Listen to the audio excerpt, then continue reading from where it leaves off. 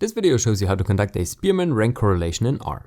After importing your data, you will start with the cor.test function. No additional packages are needed and you can start right away. Remember the requirement of at least ordinal scaled variables for the Spearman correlation. Add the two variables you want to correlate into the cor.test function, separated by commas. Don't forget the data frame and $sign in front of each.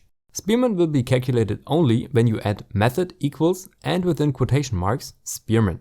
By default, testing will be two-sided, meaning you are not sure whether to expect a positive or negative correlation. If you are testing one-sided, you can specify the alternative hypothesis here with alternative equals. Use greater within quotation marks if you expect a correlation greater than 0, aka a positive correlation. Use less in quotation marks if you expect a correlation less than 0, aka a negative correlation. Additionally, in large samples it is important, because you have a higher chance of having ties, that you add the argument exact equals false, because the exact p-value cannot be calculated when you have said ties.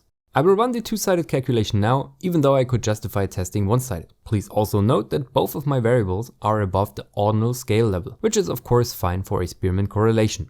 The output will reveal the p-value at the top. Furthermore, you will get your correlation coefficient at the bottom. First, I'll focus on the p-value. If it is below the predefined threshold, for example 0.05, the null hypothesis can be rejected. Reminder, the null hypothesis assumes no correlation, neither positive nor negative, between your two variables. In my case, I defined alpha as 0.05 and can therefore reject the null hypothesis, because my rounded p-value for a two-sided test is 1.61 times 10 to the negative 8. Note, the one-sided p-value will always be half of the two-sided p-value, in case you specified the correct alternative hypothesis. Second, the correlation coefficient should be looked at. Here it is 0.694. A positive correlation can therefore be observed, meaning you have a positive association between height and weight. This could mean that either taller human beings are heavier or the other way around. Keep in mind that correlation does not imply causation. Furthermore, a small p-value does not tell you about the magnitude of the correlation, aka effect.